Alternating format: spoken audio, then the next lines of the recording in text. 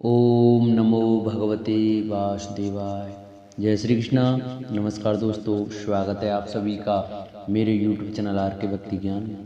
भक्तों, आज की वीडियो में हम आपको पूर्णमासी की व्रत कथा सुनाएंगे।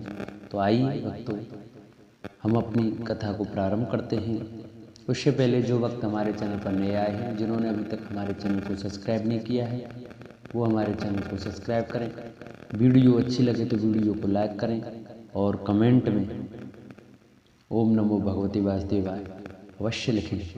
मार्गशीर्ष मास की पूर्णिमा तिथि को मार्गशीर्ष पूर्णिमा कहा जाता है और इस व्रत का अपना एक विशेष महत्व है। लोग भगवान विष्णु का आशीर्वाद पाने के लिए इस पूर्णिमा के दिन व्रत उपवास करते हैं। साथ ही इस दिन दान करने से भी पुण्य फल प्राप्त होता है। अगर आप भी मार्गशीर्ष पूर्णिमा का व्रत कर रहे हैं तो जरूर सुने भगवान की यह व्रत कथा।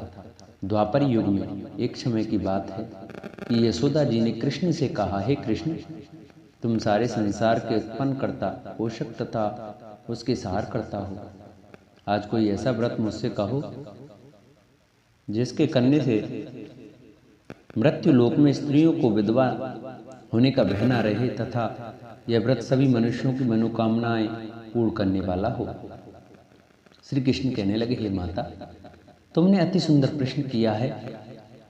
मैं तुमसे ऐसे ही व्रत का सविस्तार कहता हूँ। सौभाग्य की प्राप्ति के लिए स्त्रियों को 32 पूर्णमासियों का व्रत करना चाहिए। इस व्रत के करने से स्त्रियों को सौभाग्य संपत्ति मिलती है। यह व्रत अचल सौभाग्य देने वाला एवं भगवान शिव के प्रति मनुष्य मात्र की भक्ति को बढ़ाने वाला है। यशोदा जी कहने लगी, हे कृष्ण, सर्वप्रथम इस व्रत को मृत्यु लोक में किसने किया था, इसके विषय में विस्तार पूर्वक मुझसे कहो। श्री कृष्ण जी कहने लगे, किस भूमंडल पर एक अत्यंत प्रसिद्ध राजा चंद्रहास से पालित अनेक प्रकार के रत्नों से परिपूर्ण कातका नाम की एक नगरी थी। वहां पर धनेश्वर नाम का एक ब्राह्मण था और उसकी अति सुशीला रूपवती पत्नी थी। दोनों ही उस नगरी में बड़े प्रेम के साथ रहते थे। घर में धन धान्य आदि की कमी नहीं थी। उनको एक बड़ा दुख था कि उनकी कोई संतान नहीं थी। इस दुख से वे अत्यंत दुखी रहते थे। एक समय एक बड़ा तपस्वी योगी उस नगरी में आया। वह योगी उस ब्राह्मण के घर को छोड़कर अन्य सब घरों से भिक्षा लेकर भोजन किया करता था। रूपवती से वह भिक्षा नहीं लिया करता था। उस योगी ने एक दिन रूपवती से भिक्षा न लेकर किसी अन्य के घर से भिक्षा लेकर गंगा किनारे जाकर भिक्षान्न को प्रेम पूर्वक खा रहा था कि धनेश्वर ने योगी का यह सब कार्य किसी प्रकार से देख लिया। अपनी भिक्षा के अनादर से दुखी होकर धनेश्वर योगी से बोला, महात्मन, आप सब घरों से भिक्षा लेते हैं परंतु मेरे घर की भिक्षा कभी नहीं लेते। इसका क्या कारण है? योगी ने कहा कि निसंतान के घर की भीख पतितों के अन्न के तुल्य होती है और जो पतितों का अन्न खाता है वह भी पतित हो जाता है। क्योंकि तुम निसंतान हो, अतः पतित हो जाने के भय से मैं तुम्हारे घर की भिक्षा नहीं लेता। धनेश्वर यह बात सुनकर अपने मन में बहुत दुखी हुआ और हाथ जोड़कर योगी के पैरों पर गिर पड़ा तथा आर्तभाव से कहने लगा, हे महाराज, यदि ऐसा है तो आप मुझको पुत्र प्राप्ति का उपाय बताइए। आप सर्वज्ञ हैं, मुझ पर अवश्य ही यह कृपा कीजिए। धन की कमी मेरे घर में कोई नहीं है परंतु मैं पुत्र न होने के कारण अत्यंत दुखी हूँ। आप मेरे इस दुख का हरण करें, आप सामर्थ्यवान हैं। यह सुनकर योगी कहने लगे, हे ब्राह्मण, तुम चंडी की आराधना करो। घर आकर उसने अपने स्त्री से यह सब वृतांत कहा और स्वयं तप के निमित्त वन में चला गया। वन में जाकर उसने चंडी की उपासना की और उपवास किया। चंडी ने 16वें दिन उसको स्वप्न में दर्शन दिया और कहा, हे धनेश्वर, जा तेरे पुत्र हो, परंतु वह 16 वर्ष की आयु में ही मृत्यु को प्राप्त हो जाएगा। यदि तुम दोनों स्त्री पुरुष 32 पूर्णमासियों का व्रत विधि पूर्वक करोगे तो वह दीर्घायु होगा। जितनी तुम्हारी सामर्थ्य हो आटे के दिए बनाकर शिव जी की पूजा करना, परंतु पूर्णमासी को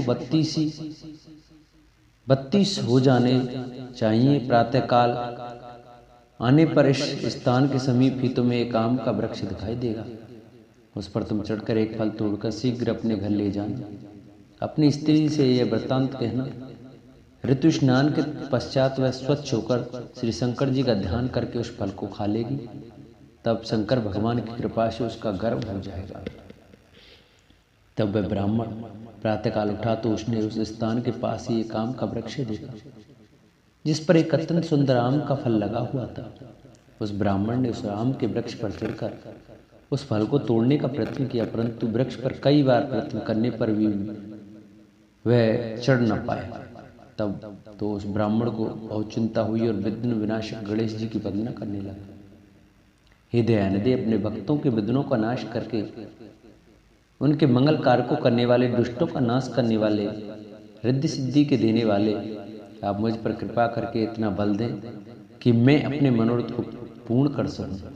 इस प्रकार गणेश जी की प्रार्थना करने पर उनकी कृपा से धनेश्वर वृक्ष पर चढ़ गया और उसने एक अति सुंदर आम का फल देखा। उसने विचार किया कि जो वरदान से फल मिला था यह वही है और कोई फल दिखाई नहीं देता। उस धनेश्वर ब्राह्मण ने जल्दी से उस फल को तोड़कर अपनी स्त्री को लाकर दिया और उस स्त्री ने अपने पति के कथानुसार उस फल को खा लिया और वह गर्भवती हो गई। देवी जी की असीम कृपा से उसे एक अत्यंत सुंदर पुत्र प्राप्त हुआ, जिसका नाम उन्होंने देवीदास रखा। माता पिता के हर्ष और शोक के साथ वह बालक शुक्ल पक्ष के चंद्रमा की भांति अपने पिता के घर में बढ़ने लगा। भवानी की कृपा से वह बालक बहुत ही सुंदर, सुशील और विद्या पढ़ने में बहुत ही निपुण हो गया। दुर्गा जी की आज्ञा अनुसार उसकी माता ने 32 पूर्णमासी का व्रत रखना प्रारंभ कर दिया था, जिससे उसका पुत्र बड़ी आयु वाला हो जाए। 16 वर्ष लगते ही देवीदास के माता पिता को बड़ी चिंता हो गई कि कहीं उनके पुत्र की इस वर्ष मृत्यु न हो जाए। इसलिए उन्होंने अपने मन में विचार किया कि यह दुर्घटना उनके सामने हो गई तो वे कैसे सहन कर सकेंगे। अस्तु उन्होंने देवीदास के मामा को बुलाया और कहा कि हमारी इच्छा है कि देवीदास 1 वर्ष तक काशी में जाकर विद्याध्ययन करे और उसको अकेला भी नहीं छोड़ना चाहिए, इसलिए साथ में तुम चले जाओ और 1 वर्ष के पश्चात इसको वापस लौटा लाना। सब प्रबंध करके उसके माता पिता ने काशी जाने के लिए देवीदास को एक घोड़े पर बैठाकर उसके मामा को उसके साथ कर दिया। किंतु यह बात उसके मामा या किसी और को नहीं कही। धनेश्वर ने सपत्नी अपने पुत्र की मंगल कामना तथा दीर्घायु के लिए भगवती दुर्गा की आराधना की और पूर्णमासियों का व्रत करना आरंभ कर दिया।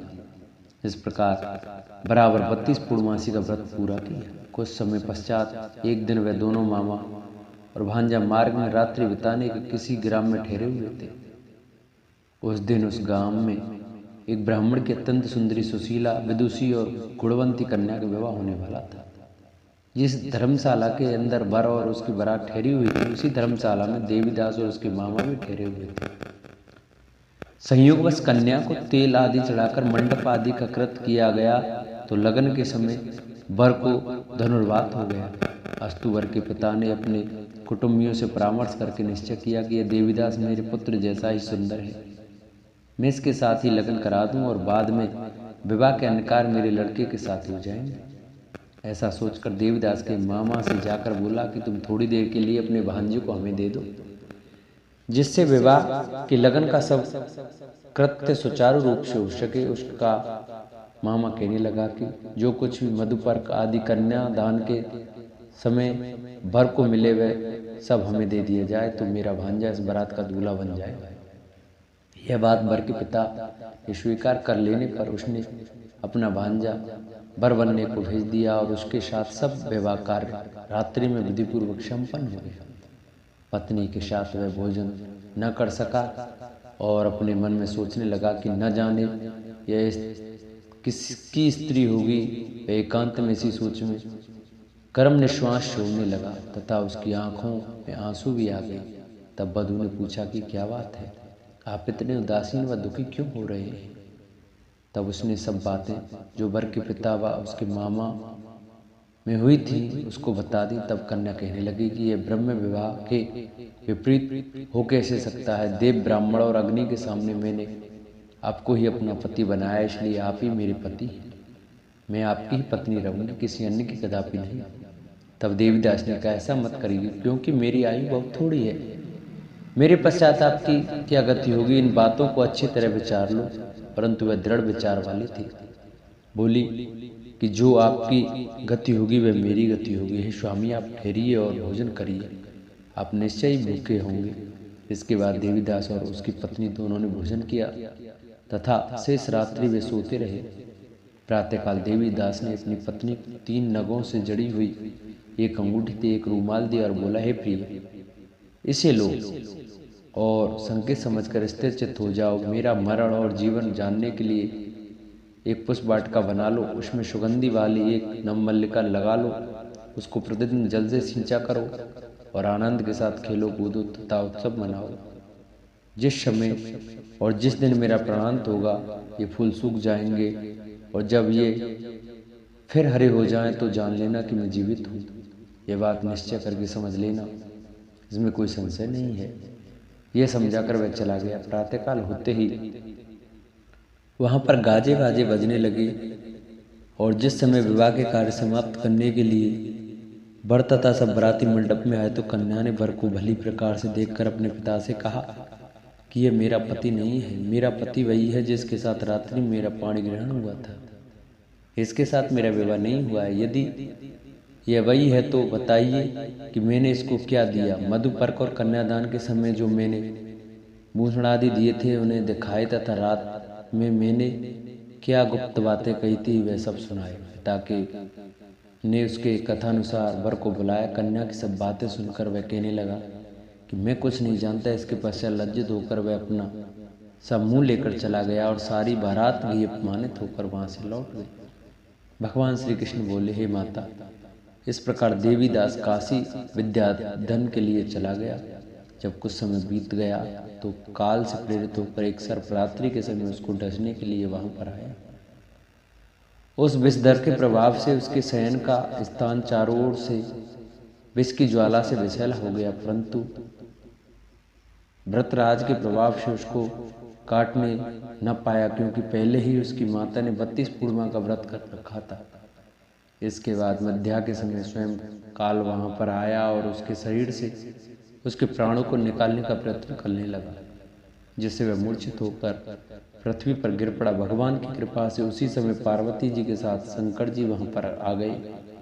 उसको मूर्छित दशा में देखकर पार्वती जी ने भगवान शंकर से प्रार्थना की कि हे महाराज, इस बालक की माता ने पहले 32 पूर्णिमा का व्रत किया है, जिसके प्रभाव से हे भगवान आप इसको प्राण दान दें।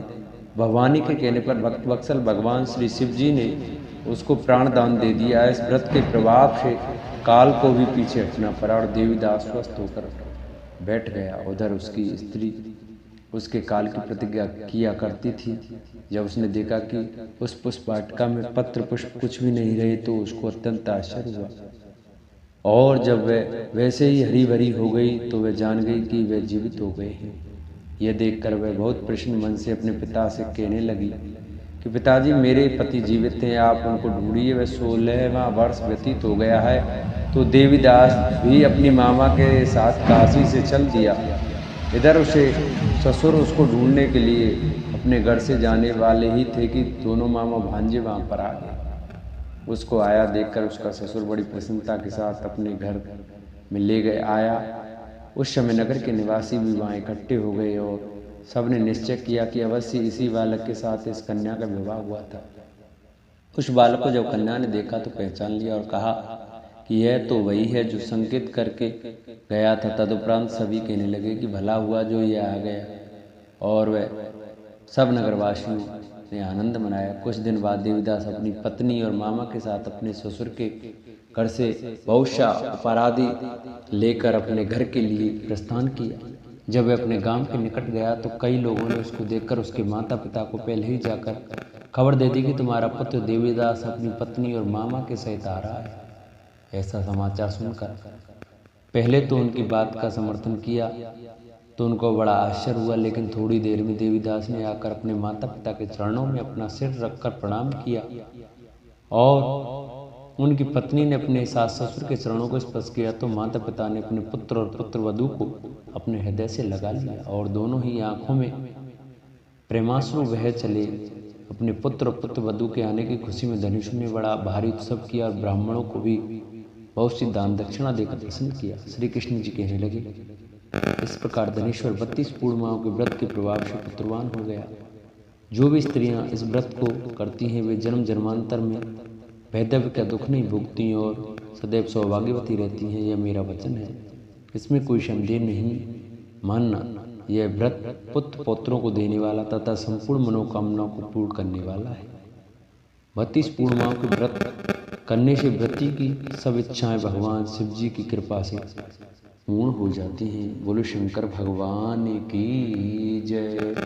जिन भक्तों को हमारी यह पूर्णमासी की कथा अच्छी लगी हो वो हमारी वीडियो को ज़्यादा से ज़्यादा शेयर करें, चैनल को सब्सक्राइब करें और कमेंट में ओम नमो भगवते वासुदेवाय, ओम नमः शिवाय अवश्य लिखें।